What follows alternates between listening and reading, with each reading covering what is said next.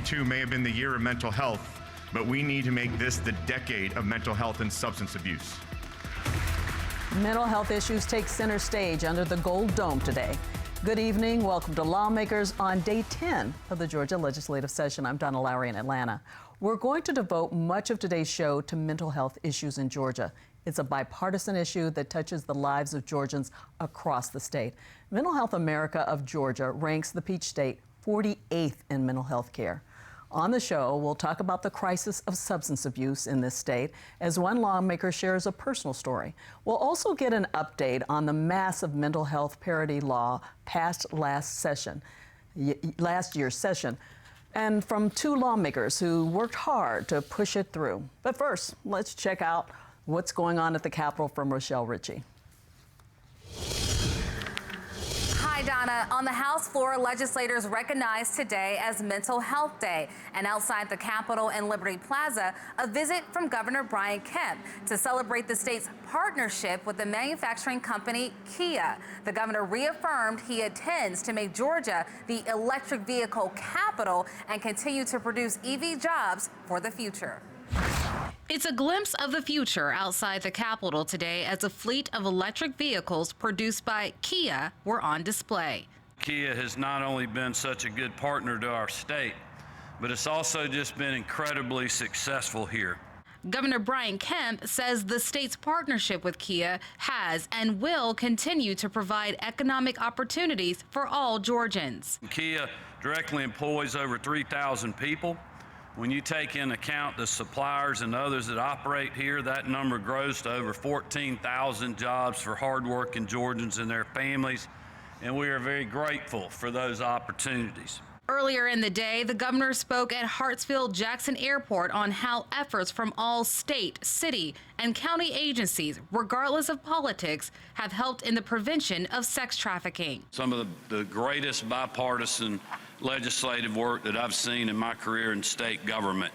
And we know because of that good work, lives have been saved, children have been removed from dangerous situations, and offenders have been put behind bars where they can no longer make victims of the innocent. Back in the House, a round of applause as January 31st was recognized as Mental Health Day, an issue of great importance to the late Speaker David Ralston. Speaker Ralston gave us the privilege, the honor of carrying House Bill 1013. And one of the things that he continued to impress upon us every time we met with him was that 2022 may have been the year of mental health, but we need to make this the decade of mental health and substance abuse. The way we're going to honor his legacy is much more than putting his name on the back of a t-shirt. We're going to pass another bill this year, and another bill next year, and a bill the year after that, and we're going to make life better for peers.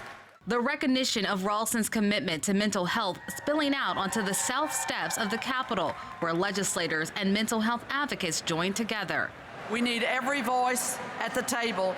We have really an epidemic of mental health issues and substance abuse issues, disorders, and we need to be putting the pedal to the metal to address these as the state of Georgia. According to the National Alliance of Mental Health in Georgia, 1 out of 5 people experience a mental health-related issue each year, highlighting the need for more resources and community outreach.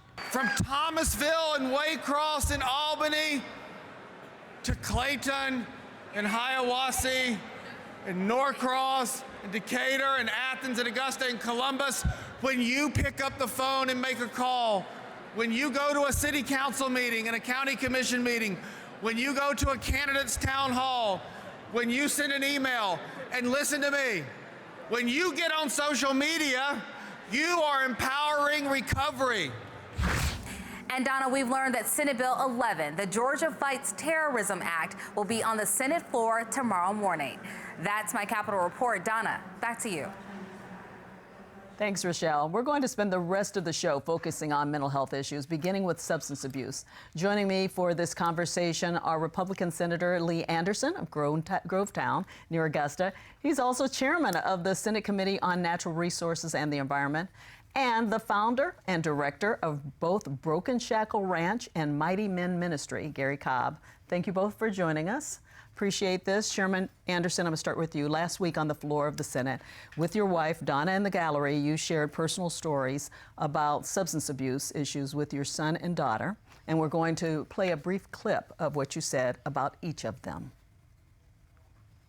Our son was in intensive care at the hospital. At the time, we didn't know it, but he was a severe alcoholic. His liver was severely damaged. He stayed in ICU for several days. One of our own cousins introduced her to meth. Needless to say, Katie lost her house, lost her job. Then she went to the Hope House to turn her life around. Chairman Anderson, I want to thank you and your wife, Donna, for being so brave, courageous to share your story. I think it'll help other people, and they're better now, both your son and daughter. But one was an alcoholic, and one suffered from drug abuse. So talk a little bit about what that process was for you and your wife so that it might help others, and especially in trying to find help for them. Well, Donna, Ben, he was alcohol and drugs also. Yeah. But Katie was just drugs.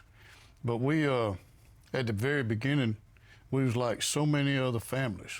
We had no clue where to turn to. And we had a judge, Judge Jim Blanchard, that started drug court in Columbia County. So I reached out to him and I asked him, I said, Your Honor, we have no clue what to do with Ben. And he says, Ben needs to go to a place called Mighty Man Ministry. I said, okay. I said, what do we do? And he told me what to do, and that's when I got in touch with Gary Cobb, and that's when the relationship started with our family, with Mighty Man Ministry and Broken Shackle. You know, one of the things you said was that they came from a good family. This is something that could happen to anybody. And I think that's the relatable part in terms of what do you do next, and that hopelessness you must have felt. Yes, our daughter would give her testimony and say, you know, I came from a good family. I came from a loving mother and father. But it comes in everybody's home, at all types of walks of life. So, I mean, you know, even though we had a good home, it still came in our family. Okay, so your son went to Mighty Men Ministry, and Gary Cobb, first of all, when they come in, I'm thinking people are expecting miracles, right? Yes, ma'am. Tell me what it's like when people come into your place. Well, most come in expecting to escape consequences, a lot of them, because we take adjudicated people, you know, mandated guys. And, but they expect us to fix them. And they lack the will over the drug. And it takes some time to get the rethinking started, the process of rethinking. Yeah. What do you tell the families? Well, they call and say, how's my son doing? I say, well, he's still here. You know, and that's a good thing, he's still here. Honeymoon period seems to last about 72 hours. Past 72 hours, they got a better shot at it. And then probably 3 months, they got a better shot at it. So it's a staged system. They just, you know, and they find more hope. The longer they stay, the more hope they find. And hope is what takes them through the hard process of the fear of living without the drug at that point. So you have that one, but you also have the other branch. Right. For young people. What are the ages, and what type of students, I shouldn't say students, what type of kids come to you? We work with the Department of Juvenile Justice, DJJ, and we've been working with them for 38 years now. We've had over 11,000 kids come through. And age is 16 to 20. And we have a lot of services for them. We're the only youth home in the state, I know, but anywhere else, I'm not real sure, but we have a certified vocational program. So we teach a child, we get his GED, and he goes through vocational training, and he gets a trade, certified trade when he leaves, and so they're employable. You know, they start higher on the ladder, you know, in employment and making more money. And so, and it's all about hope. It really is. I can do better. Yeah, and so you have parents who are probably at the end of their rope by the time they drop them off. The sad thing with the Department of Juvenile Justice kids, there's not many whole parents involved. I don't know that we've had that many with the original mother and father. Foster children, or children who were just abandoned, those kinds of... Not necessarily abandoned, just not in their life. They're not in them? Yeah. It goes, you said 16 and up, so 16 and they're on their own. They're on their own. Wow. That's a lot of kids to go through. You guys are doing some good work. Well, thank you. Yeah. I want to ask you, when your son went in the first time, did you really feel that he was going to come out a different person? Well, as a father and as a parent, you wish for the best, and you hope that it's going to be the right place and the right medicine he needs to kick the habit of drugs and alcohol. But so many people that's on alcohol and drugs, they literally have to hit rock bottom. And that's what happened with our son. He had to lose his job, lose his car, lose everything. And we could, as parents, we could have stepped in and paid to make the payments on the car. We could have made our daughter's house payment for her. But it's what we call tough love. You cannot do it for them. They have to do it themselves. They got to want to do it. And we, it took 3 rehab places for our son to really turn his life around. So he didn't go in right away and came out. He went in, and I mean, Mighty Man Ministry is a 12-step program. I mean, he stayed there over a year. And then he had to go, you have so many of them that are relapse, and he relapsed. So we went to another rehab facility, New Beginning in Christ. Then we went to another rehab place in Augusta called the Hell Foundation. Right. And it just takes step by step. I got to ask you though, if you're down here at the Capitol, what do you need to what do you think the state can do? Well, we have worked. I've worked with. I'm on appropriations, and I've worked to be able to help Gary with the Broken Shackle to get money funded for the children to have their certified cabinet shop, a certified welding trade, certified diesel mechanic, where they can be a productive citizen when they step out of the Broken Shackle. But where we do not help is grown adults. And maybe possibly in this, in the upcoming legislative session, possibly we can, in appropriations, have some type of funding to help him with adults, because he does not charge $1 to have a grown human being go there to have rehab. Wow, that's really great that you're doing that. You're located where for both of those centers? Washington County. Washington County, okay. All right then. So maybe this legislative session we'll see some money. We have a surplus, so maybe this is one of the areas, I don't know. Donna, what I would love for us legislators would do is listen to him, because he's told me over and over that he could help the state save money and do it the right way and the smart way. Okay, well, we'll see what happens. Thank you so much for coming on, and thank you, as usual, and for being so brave and courageous with sharing your story. I hope it helps others. Thank you so much. All right, thank you. Thank you for having us. Yes. Well, coming up, we'll get an update on the mental health parity law and find out what legislation we might see sponsored this session from that.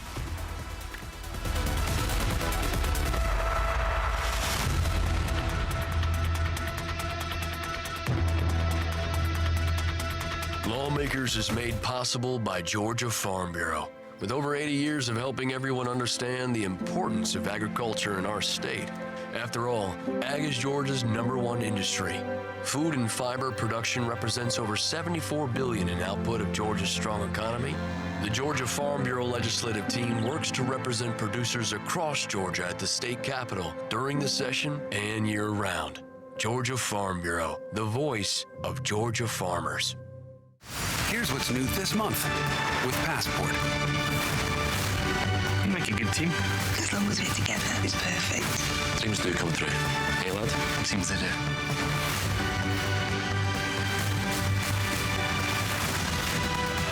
Something deeply dangerous is happening here. This is just beginning. These and all your favorite shows are available with Passport. Support your PBS station and stream more with Passport on the PBS app. My heart is racing right now. Fasten your seatbelt. This season we have 21 incredible guests. It's wild. It's really something. And there are so many highlights. I feel like a time traveler. You're uncovering the truth. These are consequential things. Yeah. Mind blown. What do you have? Spies working for you? How did you find this? Oh, look at everybody. You have a DNA cousin. Oh my God! That's Bill Hader. You know him? Of course. I wish my mom could be here to see this. What? That's very moving, actually. Your ancestors came on the Mayflower. I've got history. I feel the presence of all these people. What a treasure. Those are some of the incredible stories of the new season of Finding Your Roots. Tuesday on GPB.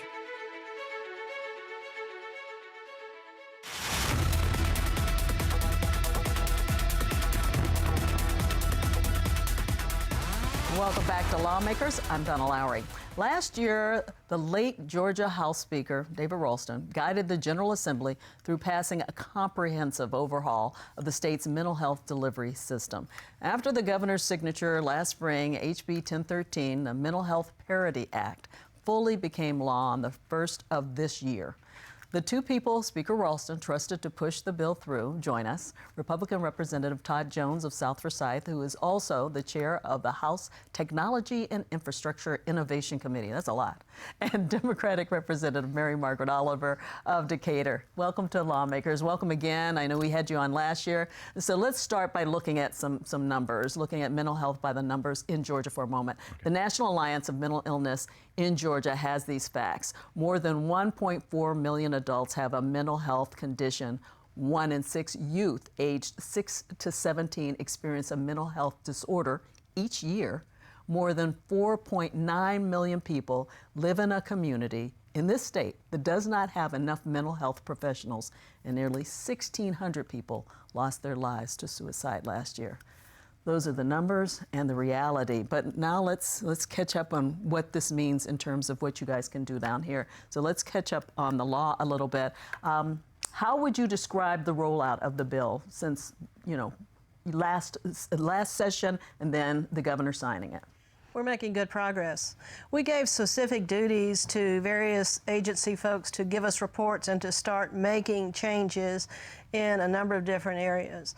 Parity, the insurance commissioner, met his deadline for January in relation to setting up a new drug formulary. We've met our deadlines, and we are expanding in our next stage on what we did in the first year. There is a lot of work to do, despite the fact that we passed what is a very significant bill in 2022. I mean, it's amazing to think how large it was and how much it encompassed, but it had to be some challenges to rolling it out.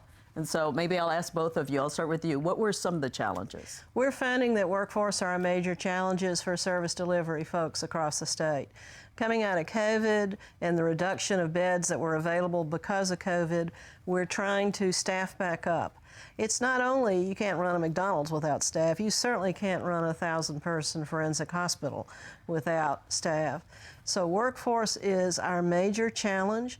We're also finding that the development of where to put the crisis units and how to fund them and what formula, given our population distribution. We're happy to be rolling out our loan forgiveness program, but we're going to expand it in the new bill. There's a lot of work left to do. Yeah. How would you agree on those challenges? Anything else? Absolutely. Mary Margaret and I we're blessed that in so many ways people look to us in terms of, in a sense, a litmus test of how is the bill going, not just on the mental health side, but also on the substance abuse side. I would say one of the things we've seen is that just the overwhelming support from literally state and local. Everyone wants to see it done right. So the buildup that we've had just with the foundation of 1013 and what they're expecting to see this year and the coming years, I think really puts us into a position to succeed. But you just said in your intro, right, we're 48th in the country. We got a lot of room to succeed. So it's important that what we're doing between Mary Margaret and I and the rest of our colleagues in the House and, of course, on the other side of the third floor at the Senate. Yeah, so she mentioned the workforce issues. So are there other things that you can work on this session to help with those workforce issues? Sure. Mary Margaret referred to our loan forgiveness program. We're going to put a lot more refinement into that, really looking at, I'll say veteran type people who have been inside of the profession for a little while longer. That doesn't mean we're going to ignore people coming into the undergraduate profession, but we're definitely going to be looking, I'll say, for people who have a little bit more years of experience, pull them from North Carolina, Tennessee, and other neighboring states and pull them into our state, because we are absolutely prepared to house and really look to see what are the medical facilities that need this type of workforce. And the second thing, and I don't want to take Representative Oliver's fire, but we're going to be doing a lot on data, but I'll let Representative Talk a little Oliver bit about that then. 1013 set up a way to get a real survey of the mental health professionals across Georgia, but every single day there's a data issue that comes up. How we share data from law enforcement into the hospital, into the crisis units. And last year there was a bill that didn't pass that we're renewing. We're going to start again. It was introduced by Blake Tillery, chairman of the Appropriations in the Senate. And we're talking with Blake Tillery, we're talking with the agency heads. How can we do better to share data? And that's a worldwide problem, but we have a specific proposal to take down the barriers of data sharing. We also are going to, and this is some work that the governor did, we're going to expand our analysis of where our mental health providers are, not only in the mental health area, but the other related health care areas. I'm hearing issues every single day about the licensing boards. In terms of a workforce issue, how do you get your license to be a clinical social worker? How do you get your license to be a psychologist? And we had hearings this summer under the Workforce Subcommittee, the Behavioral Health Commission, and look at each one of the mental health professionals offered us suggestions on smoothing out the licensing process, which includes data. It includes a new platform that we do more online applications. You know, filling out a form by hand and sending a check in is not how the world works anymore. And the Secretary of State has bought a new platform, just like I'm a lawyer, I have to file my documents by e-filing. You don't fill out forms and send checks in the mail anymore. So we're looking at those issues on workforce development. I'm excited about the opportunities we have to take the next step. And I'm grateful, particularly, Senator Anderson talked about his family issues. The folks that are brave and come forward and say, we need help. We need the state to do more for us so our family can survive, our family can thrive. We have a lot of different support across the state, a lot of needs, and a lot of opportunities to do better. Yeah, we always knew the issue was there, but until you had the chance to really dig into it, I bet you this has been surprising to you in some ways. What the barriers that have existed, like data. Who knew that was even an issue? And the other thing they don't know is where to start. I think we discussed that last year, and that's something that Representative Oliver and I continue to want to focus on is the Start Here button. You know, Representative Oliver just talked about we need to move away from paper and checks and move on to online. Well, you know what? We need to be able to help 10.7 million Georgians know where to start, because every conversation that we have starts with, Todd, Mary Margaret, we got to talk to you. My niece, my nephew, my grandchild is having this problem. They don't know where to go. And we're going to lean a lot on that new 988 number. We're going to see a bigger national rollout this fall. And we hope that Georgia is ready, and we think we will be, in order to really bring that in, because we got to be better at triaging, and we got to be ready to be able to give them a map on what their journey is going to look like. Yeah, you talked about the problem, and one of the numbers that I mentioned earlier was that there are so many parts of Georgia that don't have any help. Right. And you know, I know you're talking about this workforce issue, but you know, how do you solve that? You know, trying to get them to go into those areas and people who come from those areas. I do like the fact that you're looking at people who are not just coming up, but have been in the system and maybe have them come back into the system. They're working today in the mental health field and they have a school loan out there. They need to be eligible for loan forgiveness. That'll be an important stop. Telehealth is changing in a way that many parts of our healthcare delivery system are changing. The pharmaceutical help for severe mental illness is changing. We have opportunities to deal in underserved areas that we didn't have 20 years ago.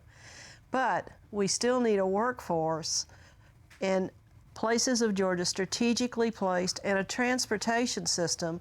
We had so many conversations in last year about transportation. We have a new report on transportation realities of moving mentally ill people across the state when they're in crisis.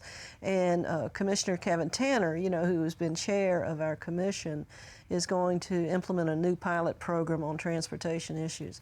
I'm seeing progress, but Georgia still has a significant road to plow. We have much work to do. Yeah, the one thing we don't want people to think is this is something that you can snap your fingers and solve.